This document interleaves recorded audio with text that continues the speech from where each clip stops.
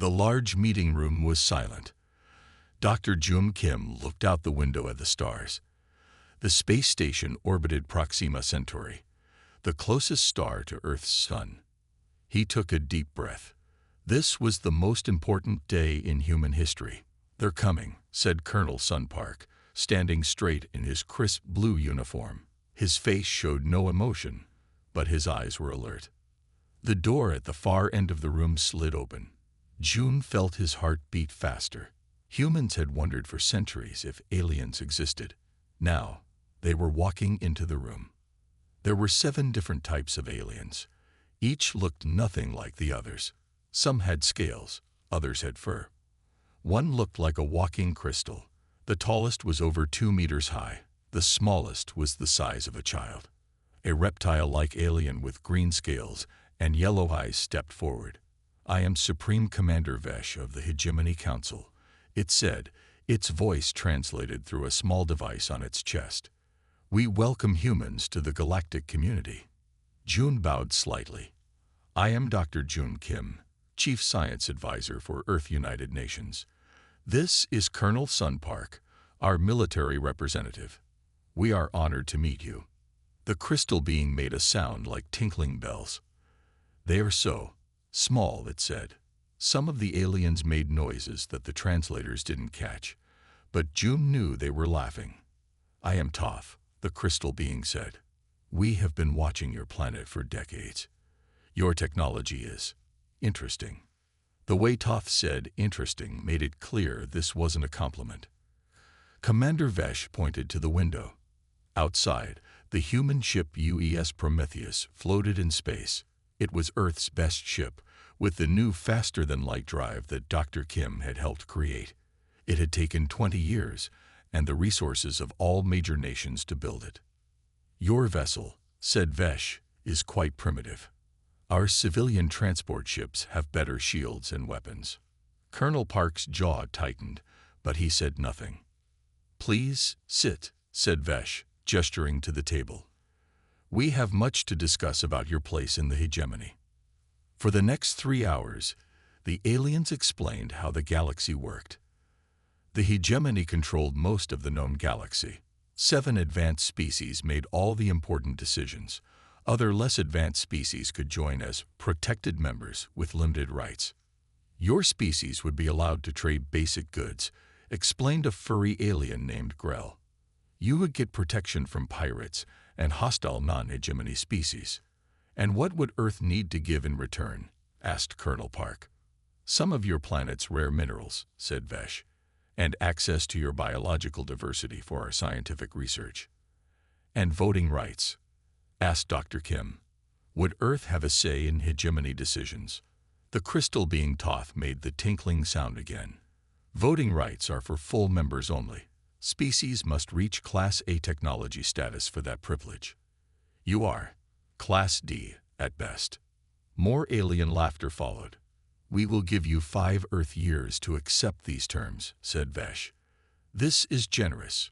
Most species are grateful for our protection." After the meeting, June and Sun returned to the Prometheus. As the ship prepared to return to Earth, they sat in the small conference room, both quiet and angry. "They think we're primitive," said Sun finally. "They talk to us like we're children." June nodded. "Their technology is far beyond ours. The energy readings from their ships. I've never seen anything like it." Sun leaned forward. "But did you notice? They're arrogant. They showed us too much because they think we're too stupid to understand it." June smiled slightly. "I noticed. Their shield technology, their propulsion systems, they didn't try to hide anything." The ship's communication screen lit up. It was a call from Earth. The serious face of Defense Minister Ji-hoon Lee appeared. "Report," he said simply. For 20 minutes, June and Sun explained everything they had learned. Ji-hoon's expression grew darker with each minute. "There's more," said June.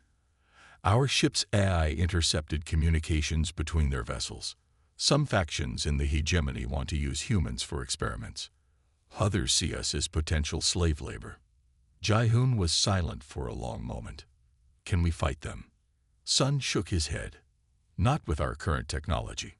One of their ships could destroy our entire fleet. But, added Jun, they judge us by what we are now, not by what we could become. What are you suggesting, Doctor? Asked Jae-hoon. They've given us 5 years. Let's use that time. They showed us their technology because they're confident we can't copy it. Let's prove them wrong. Not just copy it, said Sun, his eyes bright with determination. Let's surpass it. Jae-hoon nodded slowly. I'll arrange a meeting with all world leaders as soon as you return. This is no longer about nations. This is about the survival of our species. 2 weeks later, the Prometheus returned to Earth. The news about the alien hegemony spread quickly. For the first time in history, all countries united with a single purpose: to prepare for the hegemony's return. In a secret underground facility beneath the Pacific Ocean, the world's best scientists gathered. Among them was Han Yuna, a young genius in quantum mechanics and artificial intelligence. During the first meeting, Jun showed videos of the hegemony ships. Their technology is based on principles we understand, but applied in ways we haven't mastered yet, he explained. Yuna studied the data carefully. While others saw impossible technology, she saw patterns and possibilities. Their shields, she said, pointing to energy readings. They use quantum field manipulation, but it's rigid, unchanging. What do you mean? Asked Minister Jae-hoon. Their technology is advanced but predictable, said Yuna. They found what works and stick to it. There's no adaptation, no creativity. Sun leaned forward. Can we use that against them? Yuna's eyes lit up. Maybe. What if we created ships that could adapt during battle? Systems that learn from enemy attacks and change in response. Is that possible? Asked Jae-hoon. Theoretically, said Yuna. We'd need to combine quantum computing with new types of responsive materials. Nothing we've built before, but possible. Minister Jae-hoon looked around the room at Earth's greatest minds. We have 5 years to save humanity. The hegemony thinks we're primitive, incapable of advancing quickly. He stood up straighter. Let's prove them wrong. Thus began Project Sentinel. For the next 3 years, the secret facility buzzed with activity day and night. Countries shared their most advanced technology. Private companies contributed their research. Old rivalries were forgotten in the face of the common threat. Yuna led a team working on a new form of computing system, a quantum AI that could make decisions in microseconds. Jun supervised the development of advanced propulsion systems based on what they had seen on the hegemony ships. The breakthrough came in the 4th year. Engineer Ta Sung, working with Yuna's team, developed a new metal alloy that could change its properties in response to electrical signals. It's like metal that thinks, he explained during a demonstration. A small cube of the dark material shifted and changed shape as Tai Sung adjusted controls on his tablet. Imagine a ship hull that could thicken at the point of impact, said Yuna, or weapons that could reconfigure based on the enemy's weaknesses. The world's leaders watched in amazement. For the first time, they felt hope. As the 5-year deadline approached, 3 ships took shape in the massive underwater hangar: the Aegis, the Bulwark, and the Guardian. They looked simple from the outside, sleek, dark vessels without obvious weapons. But inside, they contained technology that even the hegemony had never imagined. Colonel Sun Park, now promoted to general, stood with Dr. Kim and Dr. Yuna as they watched the ships undergo final testing. Will they be enough? Asked Jun quietly. Yuna touched the hull of the nearest ship, feeling the metal ripple slightly under her fingers as if alive. They mock what they don't understand, she said. That's their weakness. They think technology must develop in a straight line, the way theirs did. Sun nodded. They expect us to either submit or fight with ships like the Prometheus. But these, said Yuna, smiling slightly, are something they can't predict. 1 month before the deadline, Earth was ready, not just with the 3 Sentinel ships, but with a united planet prepared to stand against the hegemony. Let them come, said General Park as he looked at the ships. Let them mock us one last time. The underwater facility hummed with activity. 3 years had passed since Earth first met the hegemony. 2 years remained before the aliens would return for their answer. Dr. Han Yuna had not seen the sun in a week. She stood in the main testing chamber, watching as robotic arms assembled parts of what would become the Aegis, the first of 3 Sentinel ships. Dr. Han called Ta Sung from his workstation. I think we solved the power problem. Yuna walked over, rubbing her tired eyes. For months, they had struggled with how to power the quantum AI core. It needed more energy than anything humans had built before. Show me, she said. Todd pointed to a simulation on his screen. We modified the fusion reactor design. See how the magnetic containment field changes shape. It can handle 300% more output now. Yuna studied the numbers. This could work. Will it fit in the ship design? It's smaller than the old version, said Todd with pride. The new alloy for the containment chamber is stronger and thinner. Yuna squeezed his shoulder. Good work. Let's show Dr. Kim. They found Jum Kim in the weapons lab, testing a new type of energy cannon. The weapon looked simple, just a smooth metal tube, but inside was complex technology based partly on what they had learned from studying the hegemony ships. June called Yuna. Ta solved the power problem. June turned, his face lighting up. Really? Show me. As Tai explained the new reactor design, June nodded with growing excitement. This changes everything. With this much power, the adaptive systems can work at full capacity. General Sun Park entered the lab, followed by Defense Minister Ji-Hoon Lee and several world leaders. They had come for the monthly progress report. How close are we?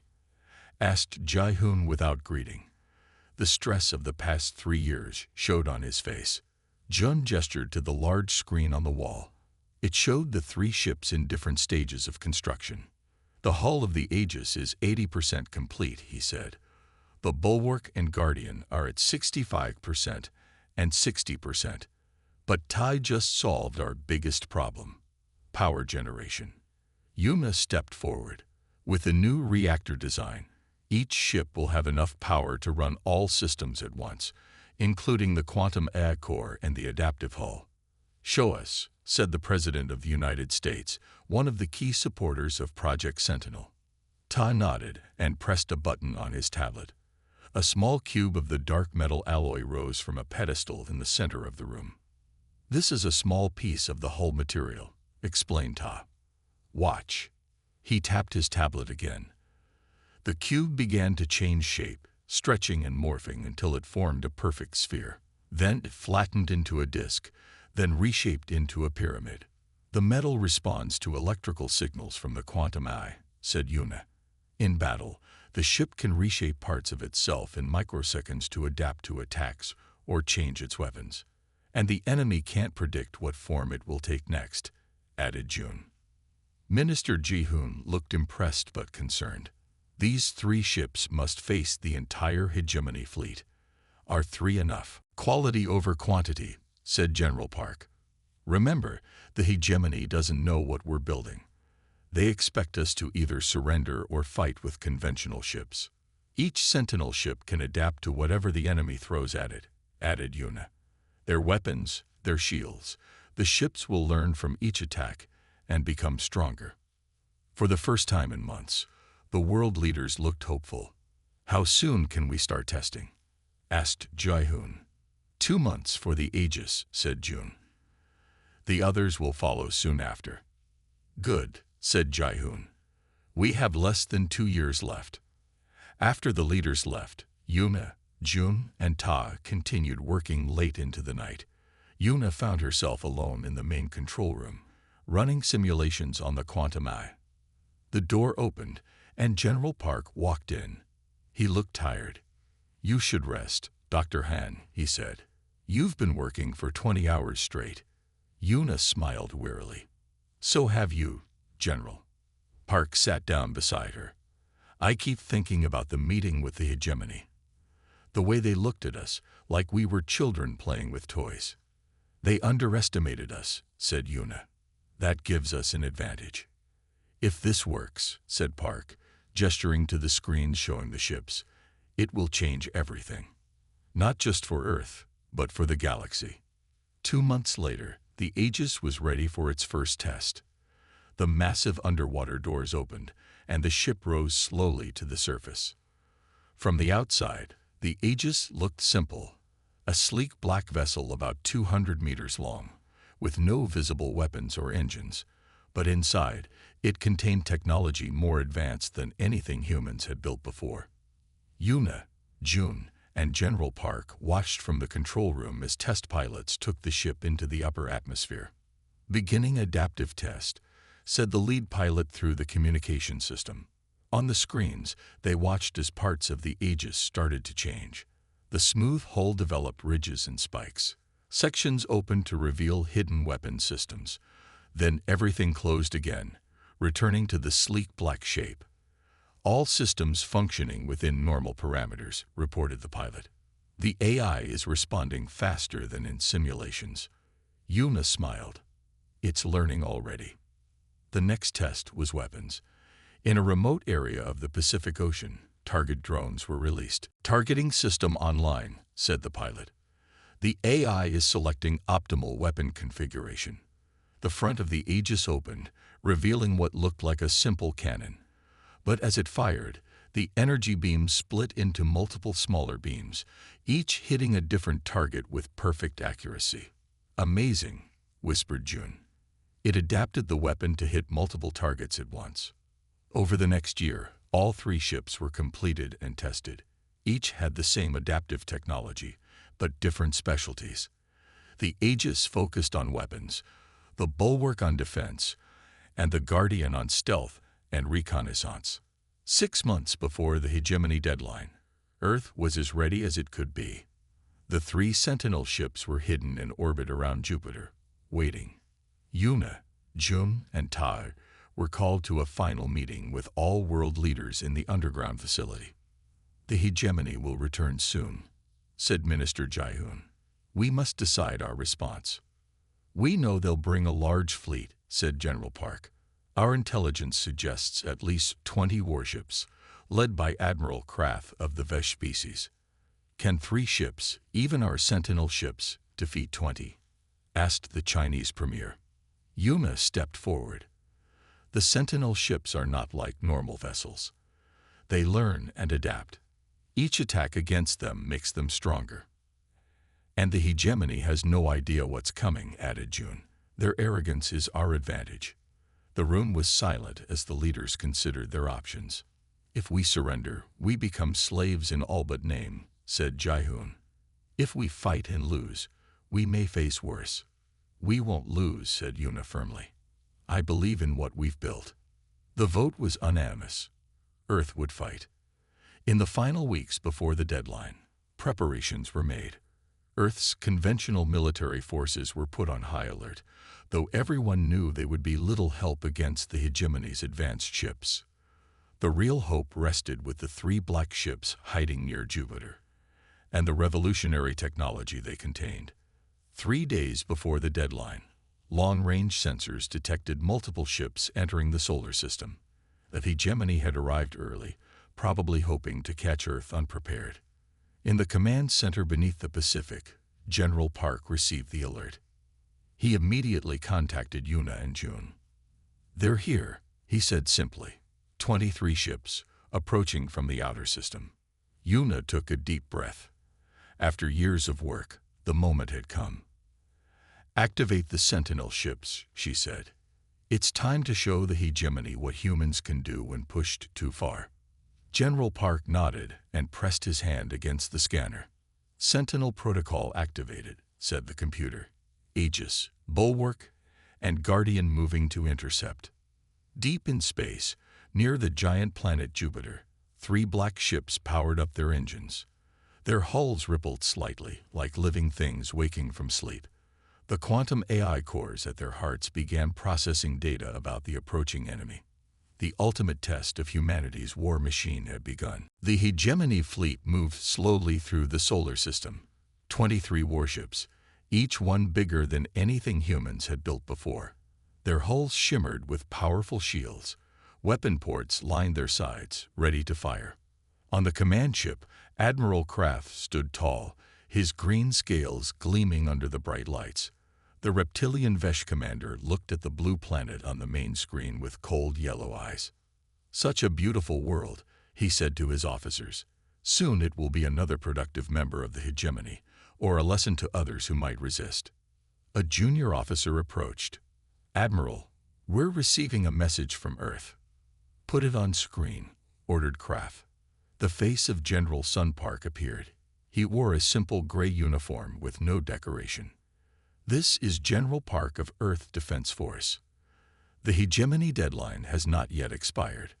Why have you entered our system with warships?" Kraft smiled, showing sharp teeth. "The Council decided your response was taking too long. We are here to encourage a prompt decision." "I see," said General Park calmly. "Then you should know Earth has made its decision. We decline your offer to become a protected species." Kraft's smile disappeared. "That is unfortunate. You leave us no choice but to demonstrate the consequences of such foolishness." He turned to his weapons officer. "Target their orbital stations. Let's show them what real power looks like." Back on Earth, in the underground command center, General Park ended the transmission. Around him, military leaders from all nations watched the large screens showing the approaching alien fleet. "They're spreading out," said a Chinese general. "Classic attack formation." Minister Jae-hoon Lee entered the room, followed by Dr. Jum Kim and Dr. Han Yuna. "Are the Sentinel ships in position?" asked Jae-hoon. General Park nodded. "They're waiting at the edge of Earth's orbit, hidden from the hegemony sensors." Yuna moved to a control panel. "The quantum AI cores are fully operational. Each ship has been running battle simulations for the past 48 hours. They know what to expect," added June. "But the hegemony has no idea what's coming." On the main screen, the hegemony fleet had stopped just beyond the orbit of Earth's moon. The alien ships formed a half-circle, their weapons aimed at Earth. "They're hailing us again," said a communications officer. Admiral Kraft's face appeared on screen. "Humans of Earth," he said in a mocking voice, "your time for decision has ended. Accept your designation as a protected species or face the consequences. You have 1 hour to send your leaders to my ship to sign the agreement." General Park looked at Minister Ji-hoon, who nodded. "Admiral Kraft," said Park, "we will send our response now." Kraft looked surprised. "You are being reasonable after all." "Good." "Not quite," said Park. He pressed a button on his control panel. "This is our response." From Earth's orbit, 3 black ships appeared, moving toward the hegemony fleet. From a distance, they looked small and simple compared to the massive alien vessels. On his command ship, Admiral Kraft stared at the screen in disbelief. Then he started laughing. "Is this a joke?" he asked. "3 small ships against our fleet. What can they possibly do?" His officers joined in the laughter. The crystal being Toth, serving as Kraft's science advisor, tilted its shimmering body. "Scans show unusual energy readings from those vessels," Toth said. "But their shields are minimal, and I detect no weapon systems of concern." "They must be desperate," said Kraft. "Or perhaps this is their way of surrendering with pride intact." He turned to his weapons officer. "Target the center ship. 1 low-power shot should be enough to show them the futility of resistance." In Earth's command center, everyone watched tensely as the hegemony's largest ship fired a bright beam of energy at the Aegis. "Here we go," whispered Yuna. "First contact, first adaptation." As the energy beam approached the Aegis, something remarkable happened. The smooth black hull of the ship began to change. Sections shifted and rearranged. By the time the beam hit, the hull had formed a concave structure that caught the energy like a bowl. "What is happening?" demanded Admiral Kraft as he watched his ship's attack being absorbed by the human vessel. Then the impossible occurred. The Aegis redirected the captured energy, firing it back at the hegemony ship that had attacked it. The beam hit Krath's vessel, making its shields flicker. "Impossible," shouted Toth. "They've reflected our own weapon energy." "Full attack," ordered Krath, his voice angry. "All ships, all weapons." The hegemony fleet fired everything they had at the 3 human ships. Energy beams, plasma torpedoes, and graviton pulses raced toward the seemingly outmatched Earth vessels. But the Sentinel ships were ready. The Aegis moved with incredible speed, dodging some attacks while absorbing others. Its hull kept changing, adapting to each type of weapon fired at it. The bulwark expanded its form, creating what looked like a giant shield. It positioned itself to protect both Earth and the other Sentinel ships from the heaviest attacks. The Guardian seemed to flicker in and out of visibility, making it hard for the hegemony ships to target it. It moved behind the alien fleet, its hull forming small openings that released swarms of tiny drones. "Admiral, call the panicked officer on Kraft's ship. Small devices are attaching to our engines." Throughout the hegemony fleet, the Guardian's drones attached themselves to key systems. Engines, weapon ports, shield generators. Once in place, they began to interfere with the alien technology. One by one, hegemony ships reported problems. Engines failed. Weapons stopped working. Shields weakened or collapsed completely. "This is impossible," said Admiral Krath, watching his fleet fall into chaos.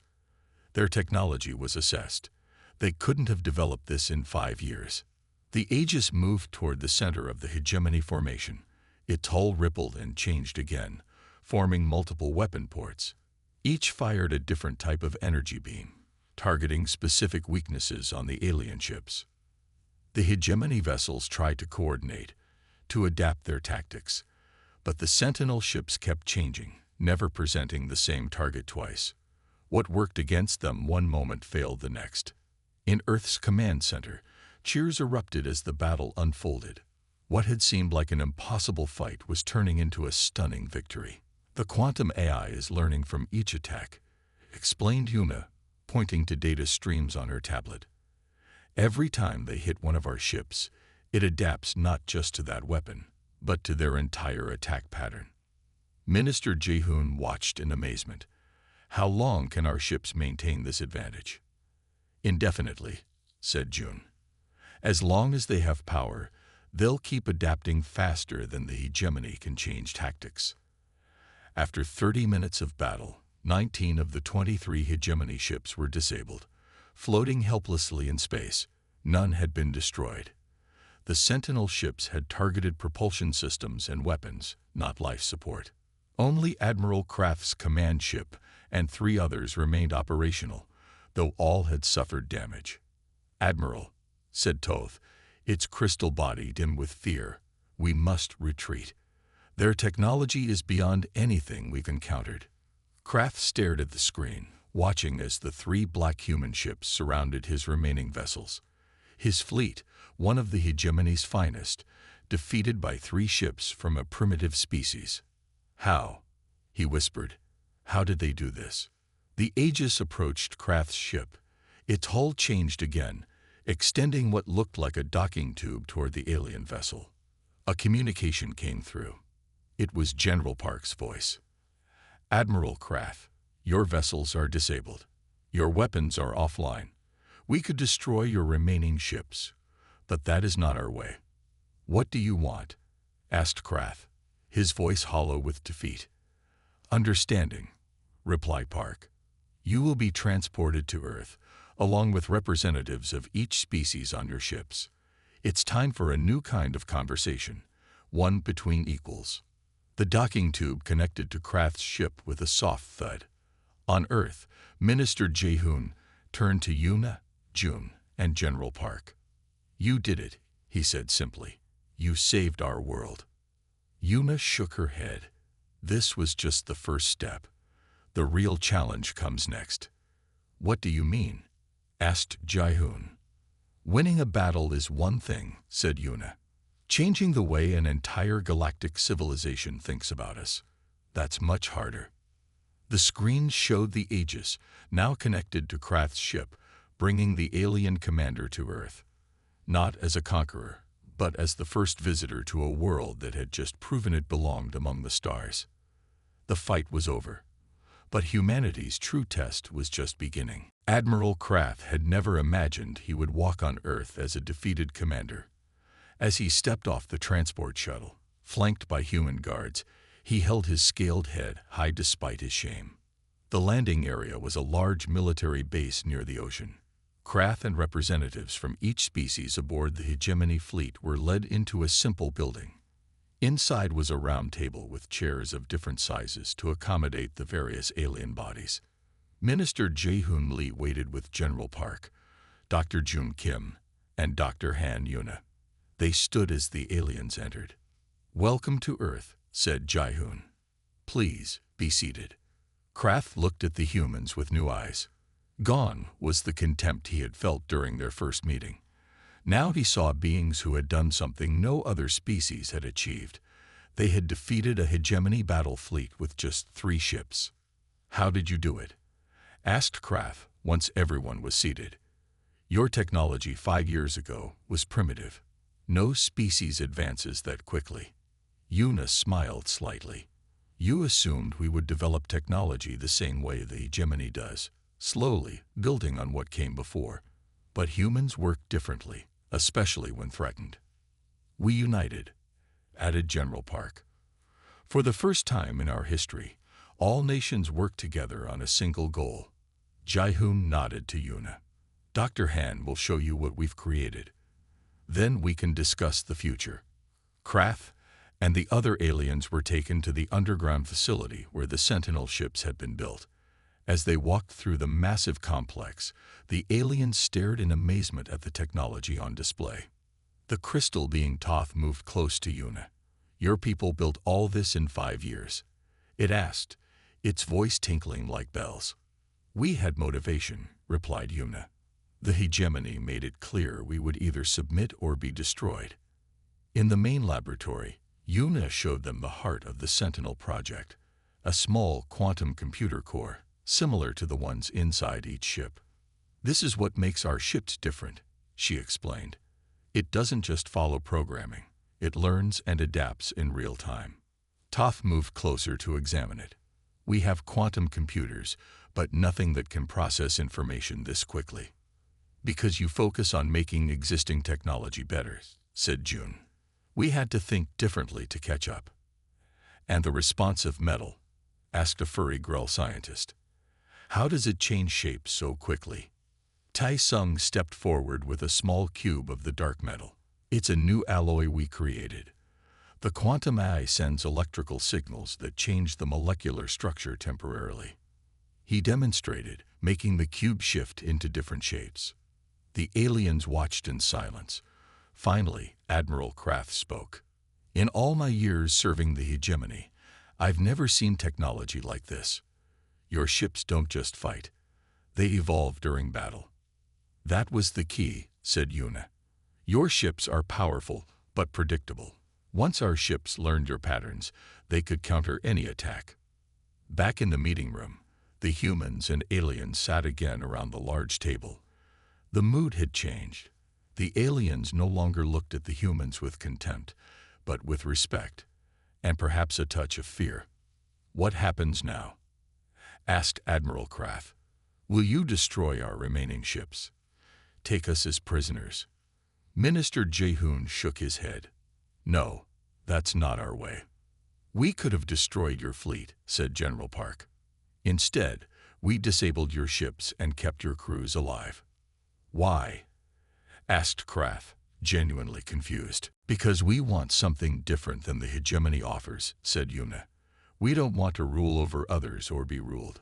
We want cooperation between equals." President Min Seo entered the room. She had been elected to speak for all Earth nations in this historic moment. "Admiral Krath, representatives of the Hegemony," she said, her voice calm but firm. "Earth has a proposal." Over the next few hours, President Seo outlined a new vision for galactic relations. Not the hegemony system of dominant and protected species, but an alliance where all members had equal voice, regardless of their technology level.